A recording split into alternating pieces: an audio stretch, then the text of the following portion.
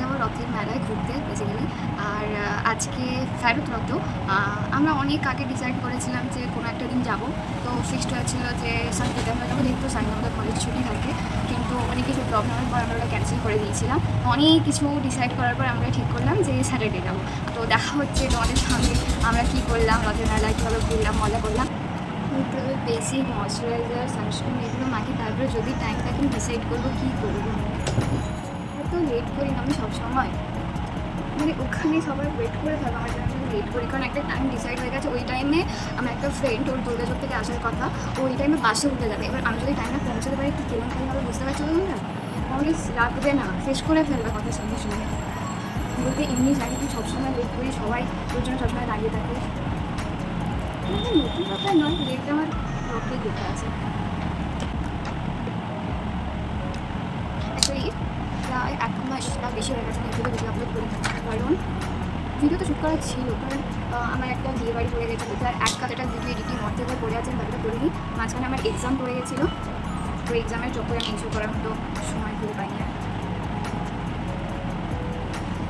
এটা না খুব ভালো একটা লিপ বাম, এটা ব্রেস কেয়ারের সামথিং লিপ বাম, যেটাতে SPF 50+ PA 4+ দেওয়া আছে, খুব সুন্দর। আর কী করবো আমি, মাথাও কাজ করছে না, তো লেট হয়ে গেছে, কী করবো।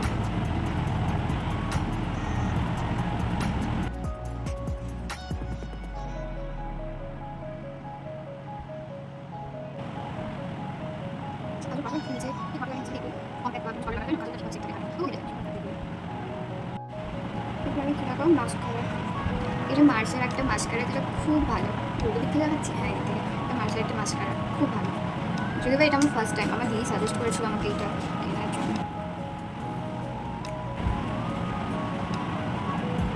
ডিফারেন্স দেখতে পাচ্ছ?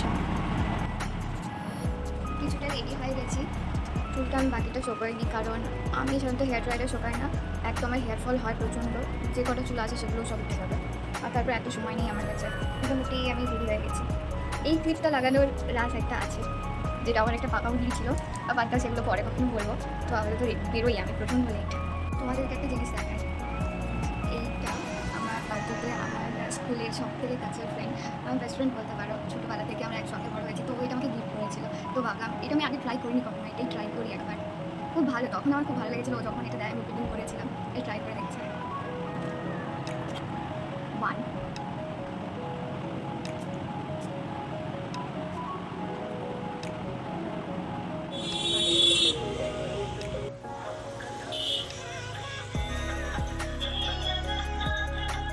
হ্যালো, আমরা এখন ফুলাদা বাস স্ট্যান্ডে বসে আছি, ফুলো জানার জন্য ওয়েট করছি। বাসে করে এলে তারপর আমরা বাসে উঠবো আর যাবো। ও তোমাদেরকে এটা দেখাতে ভুলে গেছিলাম যে আমি এই কানেরটা পরেছি।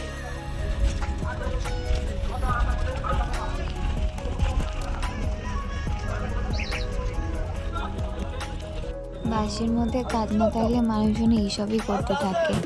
কি করবো, বাসের কন্ডাক্টর আমাকে টিকিট দিয়েছিল, আমার কাজ নিয়ে আমি বসে বসে নৌকো বানাচ্ছিলাম। তোমরাও দেখো, এনজয় করতে থাকো। আর হ্যাঁ, যদি কারো টিউটোরিয়াল লাগে অবশ্যই DM করো। আমরা রথের মেলায় চলে এসেছি, আমি সুলোচনায় নামলাম সবে বাস থেকে, কিন্তু এখনো পর্যন্ত সুনির্মলা এসে পৌঁছয়নি। দেখা যায় ও কখন এসে পৌঁছয়।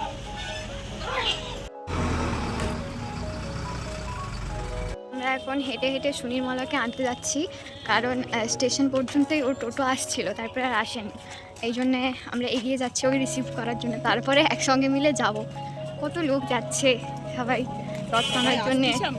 হ্যাঁ, সবাই আসছে আর আমরা যাচ্ছি। না না, আমরাও যাবো, ওকে রিসিভ করে নিই একবার।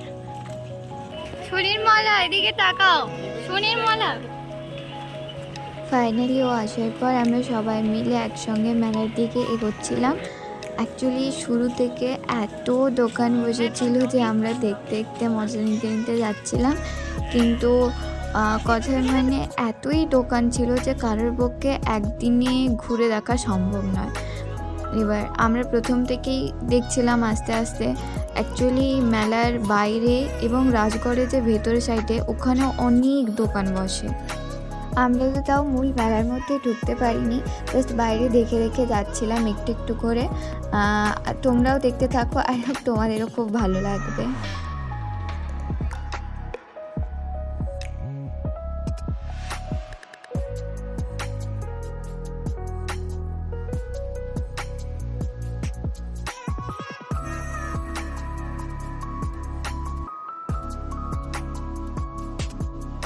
তারপর আমরা রথের দিকে গিয়েছিলাম। অলরেডি রথ টানা স্টার্ট হয়ে গিয়েছিল, কিন্তু এত মারাত্মক পরিমাণে ভিড় ছিল যে আমরা দুপা এগোতে পর্যন্ত পারছিলাম না। তোমরা দেখতেই পাচ্ছ কত ভিড়, কত লোক এসেছিল। এরপর আমরা ঠাকুর প্রণাম করে মেলার দিকে ভেতরে চলে গিয়েছিলাম, কারণ এত ভিড়ের মধ্যে থাকা যাচ্ছিল না।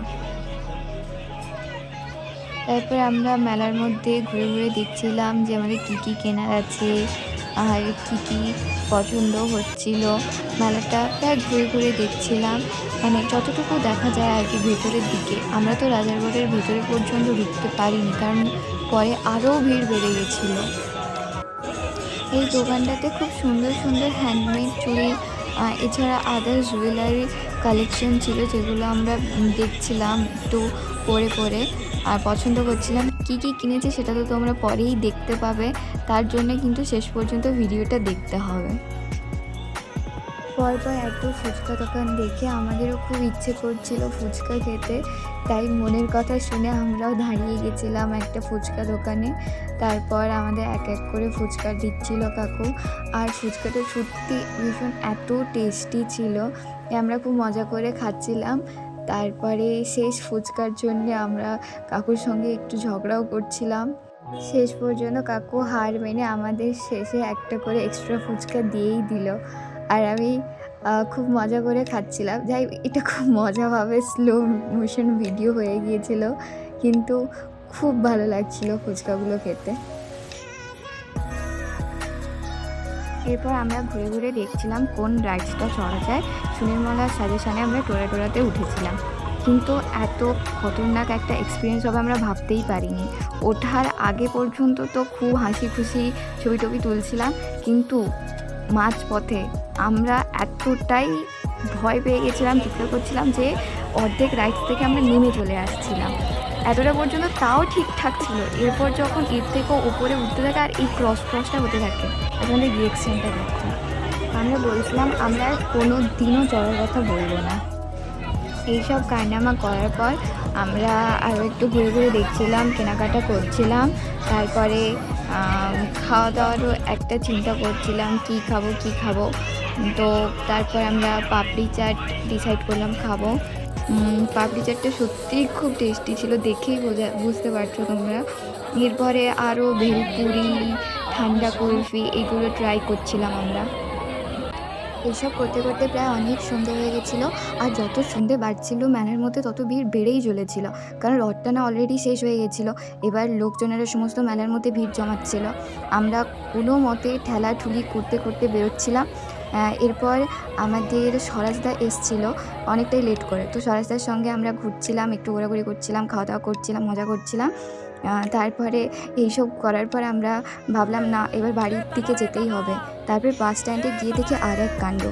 সেই দিন এত ভিড় ছিল যে আমরা কীভাবে বাসের মধ্যে উঠেছিলাম আমরা নিজেরাও জানি না। বাসে ওঠার পর মনে হচ্ছিল কোনো ক্রমে বাড়ি পৌঁছাতে পারলে বাঁচি আমরা। কিছুক্ষণ আগে আমি বাড়ি ঢুকলাম, এখনো পর্যন্ত ফ্রেশ হয়ে উঠতে পারি, এতটা টায়ার্ড আর ভিড় মারাত্মক।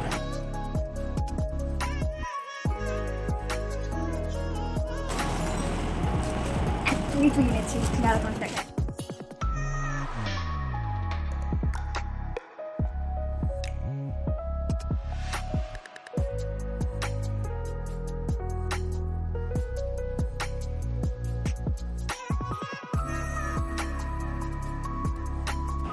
আমি আমার হাতের মাপেই নিচ্ছি, আমি তো পাচ্ছিলামই না, এত ছোটো ছোটো। খুব সুন্দর লাগে এগুলো দেখতে।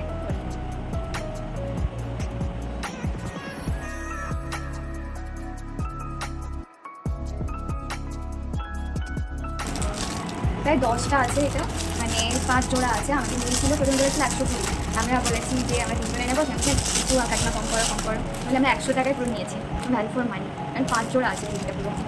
আর তারপরে নিয়েছি একটা কানের নিয়েছি।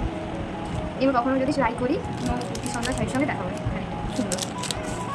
আর এটাও খুব ট্রেন যদি বা চলে গেছে, এই যে পরে দেখাই কানেতে। আমরা সেম নিয়েছিলাম পুরো তিনজনে, খুব সুন্দর লাগে।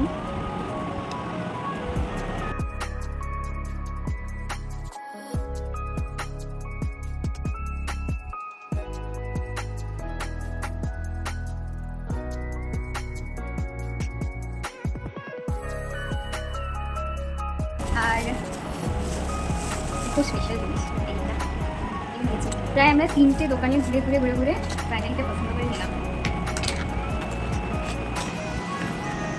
খুব কিউট। এটা 3টে মোড আছে চালানোর। আমরা যখন মেকআপ করি বা করেছি তো এটা এসেন্সিয়াল, সেটা মনে হয়। এত গরম থাকে কিন্তু যখন মেকআপ করি বা নর্মাল কিছু করি ঘাম দেয়, ওটা খুব সুন্দর, এটা খুব কিউট। হ্যাঁ, এটা একটা স্ট্যান্ডের সঙ্গে আছে এরকম করে, আর এটা চার্জিং সিস্টেম আছে, কেটে আছে, ভালো। আমারও খুব পছন্দ হয়েছে এটা। আর কি নিয়েছি জানো? ও হ্যাঁ, এইটা একটা জিনিস আছে। কী জিনিস আছে? এটা প্রদীপ আছে, এটা পরিষ্কার করতে হবে। আমার এখানে আমার সরস্বতী মা আছে, সরস্বতী মায়ের জন্য